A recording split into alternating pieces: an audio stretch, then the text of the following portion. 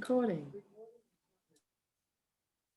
Hello, my name is Mike Ward, and I'm the Global Head of Life Sciences and Healthcare Thought Leadership at Clarivate, which is a provider of tools and solutions to help those engaged in research accelerate their innovation efforts. The theme of the On Helix conference this year is New Medicines in a Brave New World. And if there is, I guess, one thing that we have learned in the past year and a half is that science-based and high-risk research embedded in a strong life science industry ecosystem can bring actual lasting solutions to health. And one of the companies that has had an essential role in providing the tools and the infrastructure for that ecosystem is Thermo Fisher Scientific. So I'm delighted to be joined by Mark Stevenson, who is going to offer insights from the perspective of what is a global technology and solutions supplier to all those parts of the life sciences ecosystem. Mark is the Executive Vice President and Chief Operating Officer at Thermo Fisher Scientific, which is a New York Stock Exchange listed multinational with sales in excess of $25 billion, and has got 400,000 customers or more working in pharma and biotech companies, as well as hospitals, clinical diagnostics labs, universities, research institutions, and government agencies. So, really, really well placed to sort of, tell us about, so how the ecosystem has adapted in the past 18 months or so. So Mark, when we actually spoke at this meeting last year, we were just in the early months of the pandemic, and then we were sort of exploring how the healthcare ecosystem and Thermo Fisher particularly was rising to that challenge. Now we're 12 months on. What changes in business practices do you think enabled the sector to deliver the response it has? And it will be interesting to understand, from your perspective, which of those are likely to become permanent shifts in business behavior? Well, Mike, it's great to be with you again. It hardly seems like a year. This last year has been so intense. So much has happened. What's exciting has been science has been at the forefront of this, and all the innovation that you mentioned about has led to real breakthroughs, and I think has changed the way we work. When we spoke last year, Thermo Fisher with others were really part of just scaling up testing. I mean, that was what we had at that time to find what we now know was mainly asymptomatic spread going on. Of course, we still got some of that going on today with some of the new variants, and really was all about sort of, could you do speed at scale? So I think that was sort of what we were learning. I've been studying since there's some literature about what does it mean to blitzscale startups. There's a good book written by the LinkedIn founder, Reid Hoffman, on that topic, and sort of what are some of the lessons learned that are actually durable. I think that was one of them. I think as we went through the year, what we also found was speed in doing clinical trials. I mean, you look at some of the change in practice in how patients were enrolled, how we thought about basket trials, the recovery trial that went on in the UK. I think those are some lessons learned that also we can apply not only to the next pandemic and learnings, but other therapeutic breakthroughs. And then finally, it was probably science sort of interaction with governments. I think, this last year, I've never had so much interaction with governments around the world, around science policy, around public health policy, around what governments can do around infrastructure, what should be done by industry, what's done by the academic sector, and how do we come together in that collaborative method. And I think part of that, as we come out, and I know the UK's just in the process of now developing, an updated life sciences industrial strategy, I think some of those key learnings will be important to take forward so that we have the right government policies going forward. So, it's interesting. I mean, you were talking there about, some of the behaviors that have changed, around, for example, clinical trials, recruitment, etc. So, apart from that, this is a sort of, what do we do well, and where did we fall back? Again, when thinking about innovation, what sort of aspects of that pandemic response do you think sort of help develop new thinking in innovation and accelerated, and also some of the behaviors that we also saw where we had sort of lockdowns, the inability to travel, so disruptions to supply chains. Where have the sort of has the impact on innovation been negative, and where remediation, where we need to go back and try and fix that? Well, I think in innovation, we come back to some basic lessons.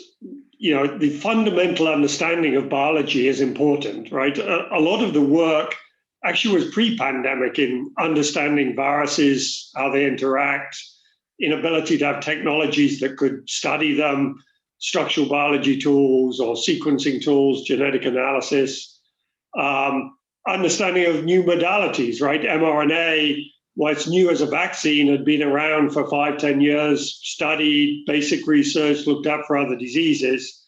What happened in that time of innovation or the pandemic was the innovation and development was accelerated, right? Mass scale, real world data evidence from mRNA, looking at what does it mean to have a diagnostic infrastructure that's scaled in massive central labs that we now have around the world. That infrastructure exists. What does it mean for, we talk about asymptomatic testing, but testing before you can see the disease, right? We're so focused sometimes on testing for diseases that have symptoms. Here we learned that actually you need to test even if someone doesn't have symptoms, which is true in early stages of cancer, in other early stage, neurology diseases, all of which is the importance of diagnostics. Some challenges, as you say, we need to address and people are more aware of is supply chains, right? We all relied on similar supply chains. They weren't built necessarily for scaling. They were built for just in time. They were built for cost. There's some regionalization going on in supply chain. So understanding, the nature and flow of trade that occurs, something we're certainly considering, and hear a lot more questions as we work with biotech and pharma customers, sort of where is it based? And then probably how do we deal with complex information? As you say, sort of governments often, there was a lot of fast moving information. There was information coming out. How is that data shared? How do you make decision making? I always enjoyed reading the book that was about the space shuttle disaster and how decision making went on there. Sort of how if you've ever read that story, looking at the danger of the O-ring, which wasn't sort of studied and explained. Here we had a lot of complex epidemiology data coming in, new data about the virus, new ways about how countries were dealing with it differently. And I think that wasn't shared as well and then communicated as clearly as it could be. So, I mean, that's interesting because, of course, one of the things that we did see was actually how industry, people who were, former competitors actually decided to get together and work, for that common aim. And, it's interesting that there were still other parts of the ecosystem that, weren't working quite in the same sort of, collaborative way. And, maybe that will be a lesson to learn. You mentioned, for example, at Thermo Fisher, the fact that, you've had to sort of think about things differently, particularly with, for example, supply chains, and, whether or not there's a sort of a need for sort of, localizing sort of, production and access to resources rather than sort of, have that sort of just in time approach. When you sort of look at Thermo Fisher in 2021 and compare it where it was in 2019, how has the pandemic impacted the sort of, I guess, the sort of the nature of the business in terms of like, the sort of share of the activities and where your focus now lies? Well, it was a very dynamic time. So, we really saw spikes in demand for areas of, PCR, COVID testing that we were supplying, in CO2 chambers to control that, in cold storage, for the mRNA vaccines.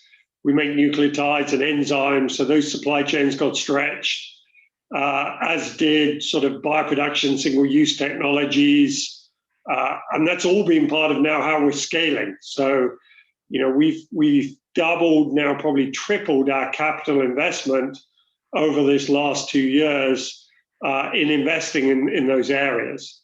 So, tremendous difference. At the same time, we're in other, we have a wide range of portfolios. We're in routine clinical testing like allergy testing, transplant diagnostics, some oncology with next generation sequencing. All of those almost just dried up, right? Stopped routine preventive visits. That dramatically changed. Large capital items, people were concerned about their cash, mass spectrometers, cryo-electron microscopy, sort of $10 million equipment. That really changed during the year. So very dynamic sort of supply chain to manage. We've ended up, being in big construction business. We're getting better at building out factories and new spaces. We decided, we had some variable costs that we took down, but mainly we kept investing in innovation. So, one of our principles was to come out a stronger competitor. We believed in that area and wanted to serve our customers. And so we did invest in that time. But the portfolio changed, just as, we follow the science. And, in this case, the science changed to what people were working on. So you mentioned that there were, some parts of the business where it dried up. What are you doing to sort of, breathe life, back into that part? Or, and sort of, what is the sort of the balance that we've got going forward? Yeah, well, as we start this year, I would say what we would regard to our base routine business every day in every lab has actually begun to sort of bounce back. So, we see lab occupancy coming back, people working out how to deal with sort of safely in a lab, maybe a little more social distancing with masks. So all of that is actually coming back. The routine diagnostic operations are not fully back yet. Clinical trials and patients are still sort of slowly coming back. But our anticipation is actually, we don't have full conviction, but sort of companies are beginning to invest again. Biotechs continue to be incredibly well funded. The science is exciting, so people are thrilled by that. And governments around the world are investing in life sciences, in basic research. So we're very optimistic about the sort of sector. And so enthusiastic of what's next here. Okay, so again, sort of thinking about what was going on at Thermo Fisher, because at the beginning there were clearly sort of changes that had to be taken, decisions that had to be made. I'd just be kind of interested if you could sort of give us some insight into, in those decisions, what as a management team at Thermo Fisher would you sort of consider to be probably the most consequential decision that you made? Well, I'm a huge believer as a leader in sort of situational leadership. And, what that means is it does depend on the situation. How do you lead? How do you manage? And we took a decision to be very active in the management, right? It's 80,000 colleagues globally. Normally, we're quite a decentralized organization. But in this case, in reacting, we reacted quickly. We decided and communicated 3 basic principles to the organization to sort of guide their work. The first was keep employees safe. So protocols, our factories kept running, our labs did, but how did we do that safely? The second was enable and mobilize a societal response, whatever that took, from our chemicals factory in Loughborough, Fisher Chemicals making alcohol that would be used to clean surfaces, and setting up new factories in Warrington and Scotland to make viral transport media that we hadn't made before. And then the third was to emerge a stronger player. I mean, we've been through recessions before, so we decided that, we would invest in areas, continue to look out at themes we wanted to invest in, and take a bold step in that. So we didn't sort of hunker down, we made that. And then we met as a team in a sort of war room setting, program managed those 3 work streams, and had daily, weekly updates on the progress we made. So very hands-on management style, which is kind of different to normally we would have managed and do manage, and as we get back more to normal now. So, so talking about that, so where you were sort of saying, right, you were then sort of deciding where you were going to focus. So going forward, I mean, what are the sort of the areas that you're going to be putting more effort into that you might not have done before? Well, as we think about it, sort of innovation in tools, that technology focus continues for us, but we increased our focus around, cutting edge sort of areas of research like structural biology, immunology focused tools. We increased our investment in molecular diagnostics. We think that's important. And we increased our capital investment in bioproduction and in our contract development and manufacturing, our Patheon group. Those were all areas that we saw we wanted to increase investment around.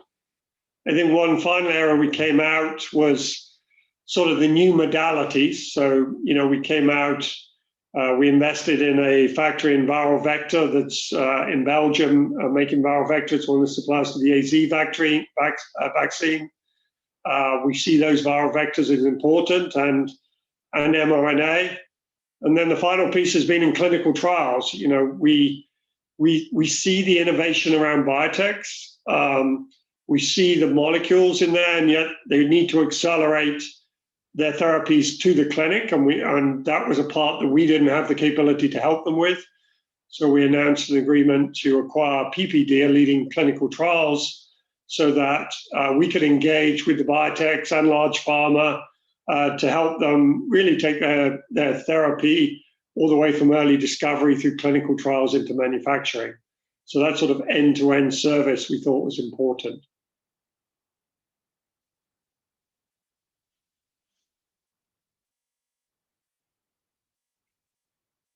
Like, you're muted, I can't hear you. Sorry, I managed to mute myself there. I apologize for that. So when we're looking at innovation, I mean, your role at Thermo Fisher is to, you're the Senior Vice President, Chief Operating Officer. Developing an innovation culture and sort of you're maintaining that innovation culture. What does it look like? I mean, how do you both measure the success in innovation, because sometimes you end up with negative results, and also how do you incentivize your colleagues, your workforce, to be innovative? Yeah, so a couple of things we do. Like, I mean, when we onboard people, when we acquire companies, when we talk about the company, we talk about our culture quite explicitly, and we have what we call our 4I values, and one of those I's is for innovation. So, we put it right up front, and we talk about that culture is about creating value by transforming knowledge and ideas into differentiated products and services for our customers. So, very straightforward, very explicit. The second has to be a commitment to spend in innovation, right? The returns in innovation are risky, take some time. We invest about $1.2 billion last year in innovation. We have a portfolio process to make sure that's both early stage, high risk innovation, as well as some external innovation and collaborations, and then, development programs, making sure they're on track, and then, success and kill those programs if they're not. We also focus on collaborating across the company. So, we might develop an innovation in our biologics, and collaborate with our CDMO to say, well, will this help accelerate? For example, we just launched a new large-scale single-use container that stirs in a different way and measures and analytics and those kind of things. So all of that is important. I think most important, our mission statement is sort of guiding as well for our innovation. So, our mission statement is to make the world cleaner, healthier, and safer, actually by enabling our customers to do that. So all of our innovation is really customer-centric and customer-driven. And therefore the metric we do, we do various different metrics, but in the end, our metric is sales after 2 years, because if our innovation is great, customers want to buy it. And therefore that seems to us the best metric of innovation. And so while it's a lagging metric, it's there.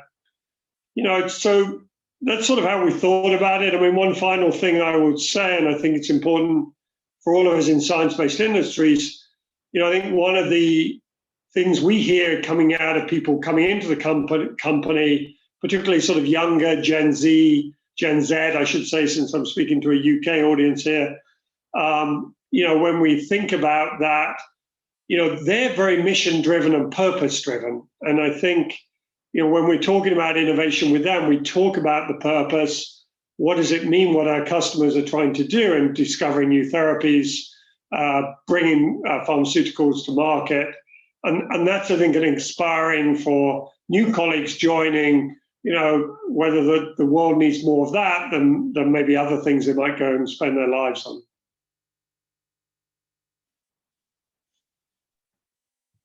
So you mentioned about inspiring people. Thermo Fisher, you've got a very, very sort of diverse set of activities, and in fact you've been adding to that. For example, with the sort of the PPD acquisition. I'm just sort of wondering. So when you look at the sort of the developments that have taken place, both across the ecosystem and also at Thermo Fisher, which ones do you think are the most likely to be transformational as we go forward? Into the title of the conference is new medicines in a brave new world. Which sort of technologies or ideas should we be keeping a closer eye on? Well, as I mentioned probably at the outset, Mike, I mean, I'm super excited. This is an amazing time for life sciences. And I think it comes from just the acceleration of basic understanding that's going on in academic settings, particularly, that allows us to think about new disease pathways, new targets that can be validated for drug discovery. We're very focused on tools and technologies that can help people do that. There may be new structural biology tools, more precise cryo-EM, so we can see, 1.2 angstroms. It's amazing some of the work actually has come out of Cambridge and LMB to sort of examine binding, see the water molecules. We've never been able to visualize biology in such an amazing way before. And this sort of move beyond just genomics to sort of structural, functional genomics, looking across the proteome and metabolomics. All of that, I think, will lead to new opportunities for drug discovery from a basic understanding. So that's what I'm excited about. Most of that work is then going to go on in early stage biotechs. Our focus has been helping those smaller companies. How can a large company like ours continue to be nimble, serve those companies, set them up in a way their clinical trials and their manufacturing can go quickly? And then you're going to need, the scale of the large biopharma to engage, to bring those out, do the clinical trials, bring them out to manufacturing. So, we focused on that being the major change. And in doing that, we're going to see new novel modalities like we've seen with gene therapies, with cell-based therapies, with mRNA-based therapies. And all of these create new challenges for innovation in manufacturing that we've not seen before. And so more focus on that. And I think all of that's going to come together for new therapies for patients. it's going to look a little like the movie industry when you watch the movie and there's all these credits at the end that come through and all these people were involved, from the early academic to the biotech to the services to the pharma. But ultimately, you get a great breakthrough new therapy out to patients. And I think that's what I'm super excited about. And we're just excited to be part of that ecosystem and hopefully providing good support and serving our customers well. It's interesting because you talked and you mentioned that how Thermo Fisher has been working hand in hand with your customers, and that you listen to your customers, and then there you're talking about the importance of all that result in terms of delivering your treatments and healthcare to patients. I just wonder to what extent, even though you are, I guess that there is a distance between you and the patient, are there sort of mechanisms that you use to ensure that you're able to hear the sort of the voice of the patient that actually helps you start developing tools in advance of what maybe your customers actually even realize that they need? Well, for our employees and our teams, we'll often get patients in to speak to our employees about their patient journey with the therapy. One of the areas we do, particularly in our contract manufacturing, it's sort of a routine job, but it's important to know what is the job you're actually doing, and it matters. So we certainly get it in a routine way. In terms of innovation, we really are blessed with just the number of conversations we have globally with researchers around the world, and they're just incredibly helpful in sort of giving us that input of, well, look, this is what we need next. This is what we'd like to be able to do. This is what we'd like to understand. And all of that really helps them in their work, whether it be basic research, understanding biotechs progressing their work, all the way through to, I think, more, a combination between the therapy and diagnostics. I'm a huge believer the time has come as well now for precision medicine.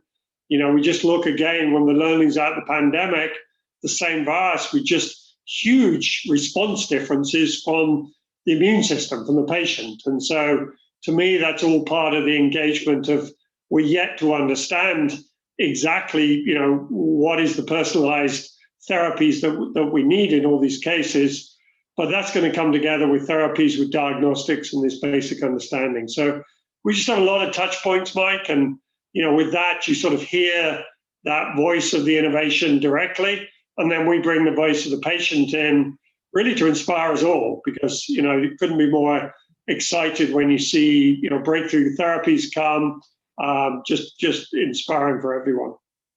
Great. Well, I think that's a very positive message to end this conversation on.